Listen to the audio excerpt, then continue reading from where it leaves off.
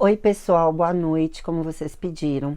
Aqui está o nosso Reels. Eu coloquei lá nos stories perguntando se vocês preferiam uma live ou se vocês preferiam um Reels. Tá aqui. 29 de janeiro de 2023. Passou rápido esse mês, né? Pelo menos a sensação que eu tenho é de que passou muito rápido. Aliás, os dias estão passando muito rápido, né? E eu sempre me pergunto, mas eu quero mesmo fazer um vídeo sobre isso? Eu preciso fazer um vídeo sobre isso? É importante para quem? Um vídeo sobre o Dia da Visibilidade Trans?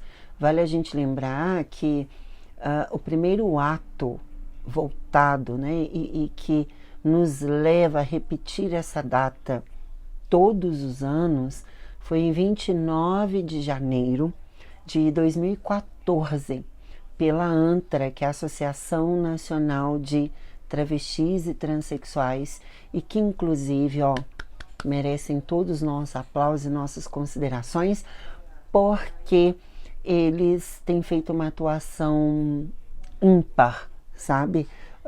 É uma associação que é muito mais que necessária. Ela tem sido um divisor de águas ao longo de sua existência. Inclusive, convido vocês a seguirem a página da ANTRA. Eles têm perfil aqui no Instagram, super vale a pena. O dossiê referente à população trans no Brasil já saiu, o de 2022, tá lá. Baixem, leiam, confiram. Mas vamos acelerar, que o intuito também é que esse Reels não fique muito longo. Quero aproveitar um pouquinho dessa noite aí de domingo com vocês. Já estamos encerrando o final de semana. Espero que tenha sido bom para vocês. E quando eu paro, né, e me pergunto se eu devo ou não devo, é porque eu observo muito.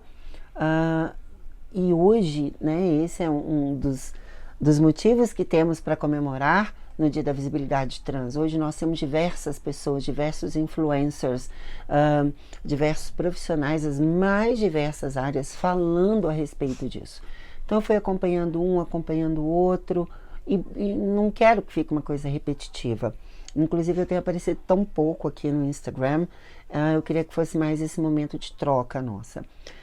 Então, né, vocês que me seguem aí, talvez se perguntem, Paty, mas por que a gente ainda precisa falar sobre isso? E boa parte, para não dizer a maioria esmagadora dos meus seguidores, são pessoas cisgênero, não são pessoas trans.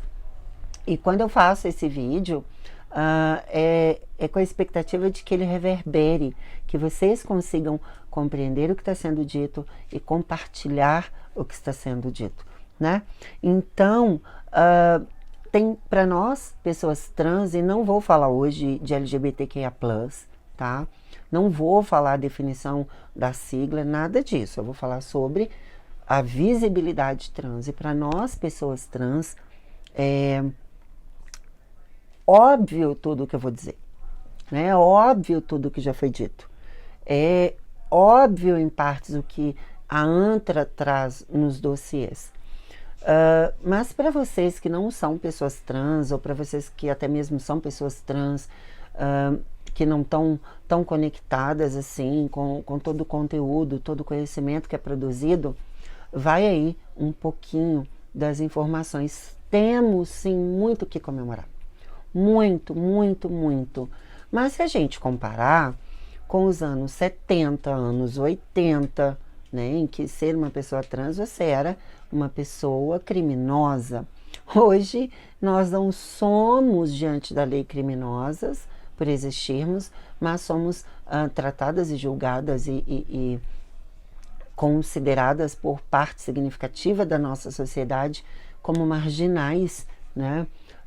Então, até mesmo óbvio precisa ser dito. Mas dito para quem?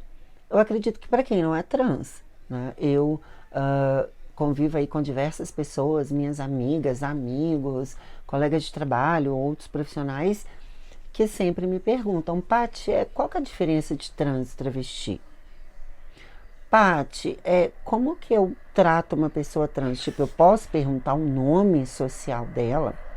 Então ainda existe muito desconhecimento de como lidar com pessoas trans. Mas nesse vídeo eu também não vou falar disso. Já falei bastante disso aqui e convido você a passear aí pelo meu feed e tem muito conteúdo lá, bem bacana. E para além do meu feed, né, gente, tem aí várias influencers, várias pessoas falando a respeito da pauta trans, do que é ser trans, enfim. Mas, como eu estava dizendo para vocês, são coisas óbvias para quem, né? Eu trouxe aqui alguns dados que eu tirei ali do dossiê da ANTRA e que são importantíssimos, mais do que relevantes, ao menos para a gente ter um norte nessa conversa e para vocês entenderem comigo por que no Dia da Visibilidade Trans é importante a gente comemorar. Sim, todos os avanços que tivemos até aqui, sim, foram pequenos se comparados com outras categorias sociais bem pequenos, foram comparadas com outras políticas públicas. Assim, nós estamos engatinhando, mas temos muito que comemorar, né? Mas não podemos nos resumir a só uma comemoração. É importante lembrar que o Brasil, sim, foi aí identificado pelo 14º ano como o país que mais mata pessoas trans. E também o país que mais consome pornografia de pessoas trans, né? E aí, lá no dossiê da ANTRA, eles marcam muito bem pra gente que no ano de 2022 nós tivemos 131 casos de assassinatos. E quando eu digo assassinatos, não é alguém foi roubar e matou, resistiu ao assalto, foi assassinado por engano. Não é isso. São assassinatos, crimes motivados por ódio, por transfobia, né? Então são 131 casos de assassinatos no ano de 2022, sendo que 52% dessas pessoas que foram assassinadas, elas tinham idade entre 18 e 29 anos. Também você tem 32% entre essas pessoas que foram assassinadas com idade entre 30 e 39 anos. Sem contar aquelas, né, que a ANTRA mapeia muito bem, só casos aí de autoextermínio, nós tivemos 20 pessoas trans. Isso, Paty, é no mundo? Não. Isso é apenas no Brasil. E me deixa muito triste, eu que estou aqui em Belo Horizonte, Minas Gerais, saber que estados como o meu ainda não contribuem com pesquisas, com dossiês, com construção de conteúdo, né? Construção e levantamento de dados tão importantes para a população em geral, mas principalmente para a população trans, como eu vi que o estado de Minas Gerais alega não ter condições de nos localizar. Alô, pessoas trans estão me assistindo aqui de Minas Gerais, ó, o estado está com dificuldade de nos localizar, né? Imagina se eles fossem nos presídios, imagina se eles dessem uma voltinha aí na rua para ver quantas de nós estão em situação de rua, talvez fosse mais fácil. Mas enfim, e quando a gente para olhar, né, o dossiê ele ainda conta pra gente que os 5 estados que mais matam permanecem, mas matam quem? As pessoas no geral? Não, pessoas trans. Permanecem em primeiro lugar Pernambuco, segundo São Paulo, terceiro Ceará, quarto Minas Gerais e quinto nós temos o Rio de Janeiro, né? E aí, o que eu quero dizer para vocês é que temos muitos avanços a comemorar, muitas conquistas a comemorar, porém nós, enquanto sociedade, né, nós precisamos nos atentar a muitas outras formas de violação, ou mais ainda, há muitas outras possibilidades de avanço. E tem coisas que são muito simples a serem feitas e que dá para a gente fazer, por exemplo, como a não invisibilização de pessoas trans. Quando eu tenho uma Lina do BBB, como foi o ano passado, com ela tatuado na testa, com diversas sinalizações do programa, dos participantes, e ainda tem pessoas que fazem questão de tratar a nós, mulheres trans, no masculino, é uma forma de invisibilização. Eu mesma, deve ter coisa de 1 mês e meio aí, passei por uma situação igual numa lanchonete de uma grande empresa de call center aqui em BH. Eu tinha ido lá para fazer um treinamento para eles, e a moça da lanchonete, mesmo eu com esse batonzão vermelho, maquiada, linda, poderosa, tudo mais, insistindo ainda num pronome masculino para comigo, né? E eu lembro que eu estava com uma colega que é cisgênero e ela parou, olhou, porque por mais que as pessoas cisgêneras são nossos aliados, aliadas e aliades, no fundo eles não esperam que talvez isso vá acontecer no concreto diante deles. Eles não passam por isso, não passam mesmo. Algumas mulheres passam, tá? Algumas mulheres aí que treinam, por exemplo, ou que têm mais testosterona e trazem caracteres físicos que a nossa sociedade reconhece mais enquanto masculino, né? Elas passam por isso, mas é minoria. Enfim, então a nossa linguagem como um todo, ela é utilizada tanto para empoderar quanto para invisibilizar e vulnerabilizar. Hoje é o dia da visibilidade. Eu estou usando o que? A comunicação, eu estou usando a nossa conexão aqui, né? Mas boa parte das pessoas fazem essa invisibilização no dia a dia, não é nem exposto. São diversas pessoas trans que, mesmo após a retificação do nome no registro, em seus documentos, ainda tem familiares que insistem na utilização do pronome masculino. Pelo amor de Deus, não cabe, não cabe. É muito mais do que uma questão de respeito, é uma questão de caráter, de dignidade, sabe? Outro exemplo que eu quero trazer para vocês aí, que é um avanço que a gente pode no dia a dia trazer para que não se repita, né? E que a gente contribua para que a visibilidade trans não aconteça só no dia 29 de janeiro, mas no dia a dia ao longo desse ano de 2023, é justamente a gente parar para pensar que essa política do cancelamento que hoje entendemos, identificamos que é tão tóxica, que é tão agressiva, que é tão adoecedora, né? As pessoas se estão vivenciando basicamente por agora, porque nós, pessoas trans, já vivenciamos a política do cancelamento há muito tempo. E não só nas redes sociais. Nós somos canceladas na vida. Continuamos ainda com a média de vida da população trans de até 35 anos. Então, basicamente, enquanto boa parte da população pensa numa aposentadoria, para nós a aposentadoria, para mais que um pensamento, é um sonho que tem grandes possibilidades ainda de não se tornar realidade. Então, essa política do cancelamento, para a gente, ela acontece na vida, ela acontece quando a gente está aí para procurando um trabalho, quando a gente vai fazer uma entrevista de emprego, quando a gente às vezes está dentro de casa com os nossos familiares, eles fazem questão de nos lembrar que não nascemos pertencentes a tal identidade de gênero, a tal sexo, e aí eles vão usando aquela mistura como bem querem, bem entendem, dando aí uma carapuça de opção ou de escolha, né? A vivência da transexualidade, da travestilidade não é uma escolha que nós temos. A escolha que nós temos é se nós vamos seguir sendo quem somos, mesmo com toda a violência, mesmo com todos os riscos que a sociedade nos oferece, ou se nós vamos, como muitas preferem, eu não julgo, super entendo, nos manter,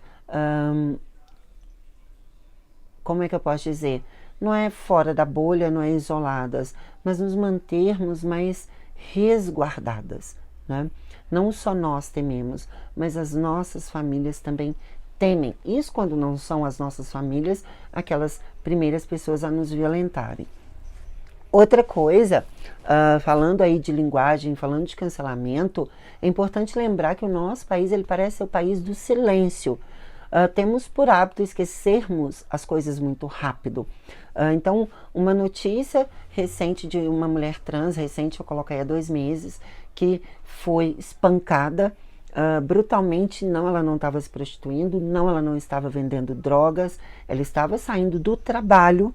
Foi abordada por um grupo de 5 rapazes que acharam por bem espancá-la. Isso foi a coisa de, sei lá, 500 metros da minha casa, né? Eu lembro que chocou, muita gente se revoltou, mas e aí? E aí? O que a gente tem feito? Pergunto para vocês aqui que me seguem, né? Quantas pessoas trans com as quais vocês lidam e conversam, vocês oferecem mesmo solidariedade, ou vocês nos perguntam, olha, eu vi tal matéria, eu vi tal situação de violência, você já passou por isso? Se você passou, ou se passar, por favor, pode se sentir confortável, segura de compartilhar comigo, eu estou aqui para te apoiar, né? Poucas são as pessoas cisgênero que estão ao nosso redor que fazem isso. As pessoas trans que estão ao nosso redor, nós, ainda que distantes, seja por questões, né, geográficas, ou enfim, nós temos procurado nos apoiar cada vez mais. Quando a gente trabalha a diversidade, nós trazemos ali o grupo LGBTQIA+, e muita gente entende que tudo que é se falado do grupo LGBTQIA+, se aplica a pessoas trans. Não se aplica. Para vocês terem noção, nós somos as pessoas do grupo LGBTQIA+, pessoas trans, somos as pessoas do grupo que mais são assassinadas, que menos são remuneradas, bem remuneradas no mercado de trabalho formal. Somos as pessoas que, pelos nossos, entre aspas, LGBTQ e por aí vai, né? Temos apoio, somos compreendidas, somos respeitadas, muito antes do contrário. Nós vemos aí diversas pessoas, ainda que desse grupo LGBT e por aí vai, QIA+, né? Conseguem não só perpetuar, como buscar novas formas de nos violentar e violentar a nossa identidade. Então, é importante, né, a gente compreender que uma coisa que pode ser feita pelas pessoas trans, para que essa visibilidade não fique só apenas no dia 29 de janeiro, é compreendermos que já foi o tempo que nossa sociedade não estava preparada para lidar conosco. Isso já passou há muito tempo, não faz sentido nos dias atuais. Como eu vejo, por exemplo, no futebol. O futebol masculino, super reconhecido, super celebrado, e aí você tem o futebol feminino, que é reconhecido, que é celebrado, que inclusive algumas pessoas até apontam que trazem números melhores de rendimento, por aí vai, se comparado ao futebol masculino. Porém, nós sabemos e vemos bem como são tratados de formas diferentes, o futebol masculino do futebol feminino. Nós temos grandes heróis no futebol masculino que estão em muita evidência, que tem muito patrocínio, e no futebol feminino. Então eu trago esse exemplo para que vocês pensem, olha, as pessoas cis são tal qual o futebol masculino. Vocês têm muito mais acessos, vocês têm muito mais possibilidades, vocês têm muito mais trânsito pelos diversos espaços sociais, culturais, políticos, educacionais, de saúde, por aí vai, né? Do que nós, pessoas trans. E isso não quer dizer que um é melhor do que o outro. Pessoas cis são melhores que pessoas trans são melhores do que pessoas cis. Não é isso. Isso diz do quanto nós, ainda enquanto sociedade, seguimos perpetuando as várias e imensas e diversas formas de violência por meio da invisibilização.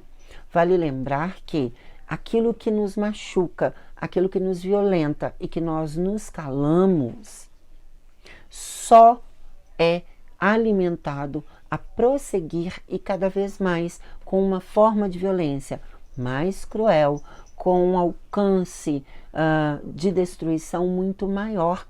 Quando eu falo de destruição, não é só uma brincadeirinha, passou uma moça trans na rua, um grupinho de rapazes fez uma brincadeirinha.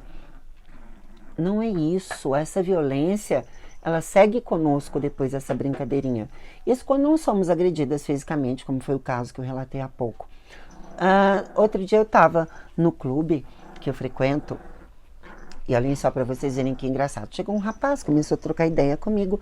Eu de pronto percebi que ele tinha uma aliança no dedinho esquerdo, casado. E falou, nossa, eu te vejo sempre aqui, que não sei o quê. Será que a gente pode trocar telefone? Eu queria conversar com você, encontrar com você fora daqui. Tá.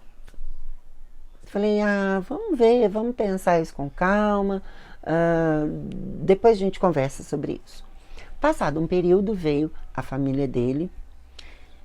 E um dos comentários que a esposa dele estava fazendo lá com a sogra é que ela se sentia super tranquila com pessoas trans, ela só não entende essa questão de linguagem neutra, porque ela tinha certeza que o marido dela não era gay, coisas do tipo.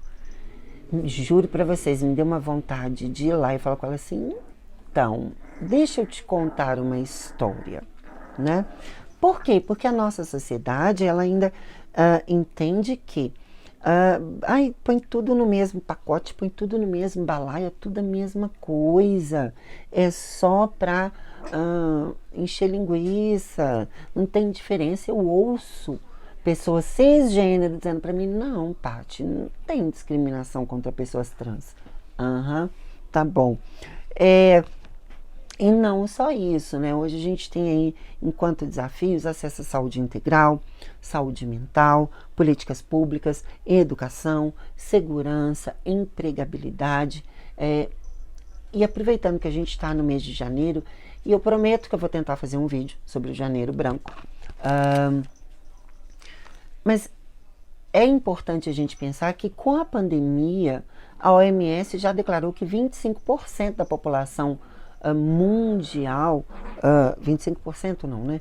Teve um aumento aí de 25% do adoecimento na população mundial voltados para ansiedade e depressão. E vale lembrar que do grupo LGBTQIA+, as pessoas trans são as pessoas que mais estão aí apontadas nas pesquisas como aquelas que são bem-sucedidas em autoextermínio, porque existe a tentativa do autoextermínio e o autoextermínio em si.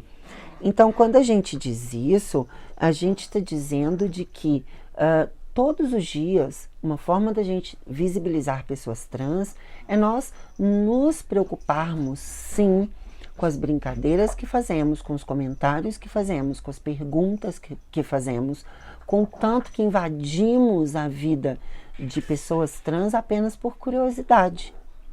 Apenas porque temos a necessidade de colocar pessoas trans numa caixinha. Isso não existe, quer dizer, não vai acontecer de você colocar uma pessoa trans dentro de um padrão, porque quando a gente fala do grupo de pessoas trans, nós estamos falando de um grupo que não é homogêneo, de um grupo composto por diversas pessoas, composto por diversas bagagens de vida, diversas características físicas, né, e por aí vai. Então, colocar pessoas trans num padrão, ou seja, no padrão dito pela sociedade, é você invisibilizar o que é de fato ser uma pessoa transexual, que faz a transição, né, do sexo. E a gente nem fala mais transexual porque entende-se que nem todas as pessoas trans vivenciam a disforia de gênero. Se você não sabe que a disforia de gênero, depois desse vídeo, dá um Google aí que você descobre. Mas as pessoas transgênero, que é como hoje a gente trabalha, porque pessoas de gênero fluido são pessoas transgênero também, e poucas pessoas sabem disso, né? Então, ser transgênero é justamente você transicionar o gênero.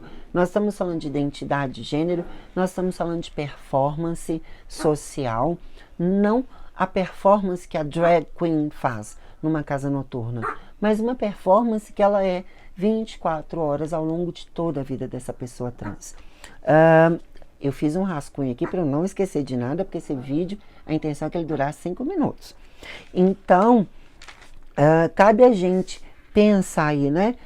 Nos espaços que nós, pessoas trans, temos potencializado, facilitado para que outras pessoas trans acessem. E mais ainda, os espaços que vocês, pessoas cis, têm potencializado e possibilitado que pessoas trans estejam, participem, né? É importante a gente compreender que estar aliado, ou aliada e aliade de pessoas trans não é só fazer uma foto conosco, não é só pedir entrevista para um trabalho acadêmico, não é só fazer um post nas redes sociais, é no dia a dia. Quanto mais conhecimento você adquirir sobre nós, não só do Google, pergunte-nos, não vai perguntar sobre coisa de cirurgia, tá bom? Nem sobre intimidade sexual, nada do tipo. Mas pergunte-nos sobre como é o nosso dia a dia.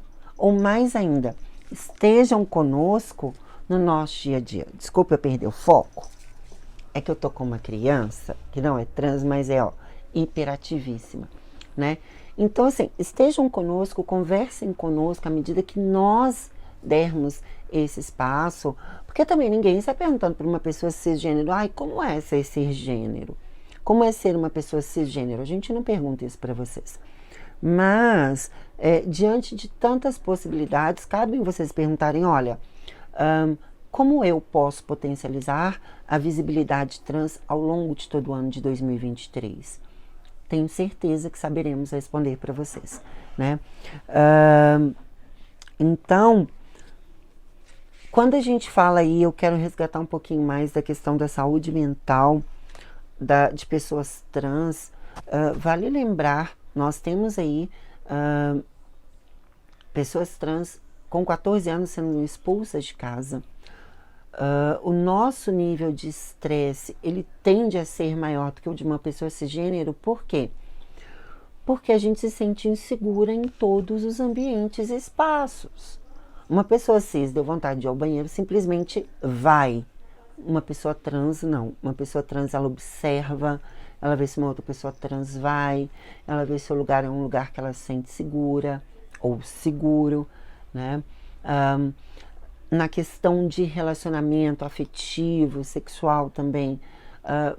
Gente, o que eu digo para vocês é, se, né, a mulher cisgênero, ela vivencia tudo que a nossa sociedade já vê, vocês só não ficam sabendo de mais invisibilizações e violências no âmbito íntimo e sexual de mulheres transgênero. Eu posso falar dessa vivência, eu quero trazer mais vivência e não só dados teóricos. A ideia é que isso aqui não seja uma conversa teórica, mas sim uma troca mesmo. É assim, grotesco. Nós somos lindas, nós somos maravilhosas, nós somos divinas, nós somos bem cuidadas, mas muitos rapazes ainda acham lindo dizer que eu tô começando a sair agora com pessoas trans, então eu prefiro que seja no sigilo. Eu logo respondo, eu falo assim, meu lindo, eu vou mandar um carro de som pra quem avisando que você saiu comigo? Talvez o máximo que vai acontecer é eu te dar um feedback do quão ruim ou quão bom foi estar com você. É o máximo que vai acontecer, né? E os afetos, ou melhor, a ausência dos afetos, eles são ainda pilares que sustentam a invisibilização de pessoas trans. E eu não me refiro só ao mercado de trabalho, eu não vou entrar em questões de mercado de trabalho, inclusive vou contar para vocês, daqui a pouquinho vai ter um vídeo lá no meu LinkedIn sobre Dia da Visibilidade Trans e o mercado de trabalho, tá? Mas eu queria trazer aqui para o dia a dia mesmo, compartilhar, bater um papo com vocês. Então, assim, nós temos diversas pessoas trans hoje no âmbito político, educacional, doutoras, mestrandas, fora daquele circuito que até 10 anos era muito mais forte, né? Que é da estética, ou que é informal, ou que é enquanto profissional do sexo. Nós temos conseguido essa visibilidade, sim. Mas eu pergunto para você, e aí? Você no dia a dia, na tua empresa, no teu momento social, nas viagens que você faz com sua família. Com quantas pessoas trans você encontra? Para quantas de nós vocês olham sem aquele olhar de, nossa, é uma pessoa trans, nossa, é um evento. Não. Pensem nisso. Outro dia, uma colega da academia, né, me perguntou assim, colega hoje, que antes não éramos, eu sou muito séria, pode parecer que não, mas eu sou muito séria, tá? Mais ou menos. Mas para treinar eu foco. Então uma colega da academia virou para mim e falou assim, olha, eu tinha muita vontade de conversar contigo, eu tinha muita vontade de estar mais próxima de você, mas eu ficava sem jeito, porque né, as pessoas, eu vejo que elas te olham, e olham mesmo, tá, gente? As pessoas me olham na academia, as pessoas me olham no ônibus, as pessoas me olham no banco, me olham mesmo, não é porque eu tenho 1,83 de altura. Elas querem ali ver se vai acontecer alguma coisa, principalmente se for um rapaz com quem eu estiver conversando. Elas querem ver se a gente vai partir para alguma carícia, elas querem, sei lá, ver se eu vou tirar roupa. É uma exposição desnecessária. Com tudo isso, o que eu quero aí deixar para vocês, né? De que vale a pena lembrar, e esse é um dado importantíssimo que eu não posso esquecer, tá aqui, de uma pesquisa de 2009 do Centro Nacional pela Igualdade de Transgêneros, né, e da Força de Gays e Lésbicas, apontam que 4 em cada 5 pessoas trans foram assediadas nas escolas, nos espaços educacionais. E para que a gente tenha cada vez mais pessoas trans com mais acessos, o conhecimento, a educação formal, ela é imprescindível e o acesso é imprescindível. Mas por que eu trouxe esse dado para o nosso papo aí sobre visibilidade trans? Porque boa parte desses assédios, vamos colocar aí, né? Para não dizer maior, a maioria desses assédios foram cometidos por professores ou coordenadores de curso ou por outros educadores, não por alunos, não por colegas, tá? Então, no Dia da Visibilidade Trans, vamos comemorar? Vamos comemorar sim, mas vamos estender esse dia para todos os dias do ano. Sempre que você estiver com uma pessoa trans, sempre que você estiver próximo a uma pessoa trans, pense, não foi do dia para a noite que essa pessoa chegou naquele lugar e ocupou aquele espaço. Levou muito tempo. E pode levar muito mais tempo para que o nosso país deixe de ser o que mais mata pessoas trans no mundo todo. Isso, óbvio, considerando, né, só os países que já são possíveis fazer, que já é possível fazer,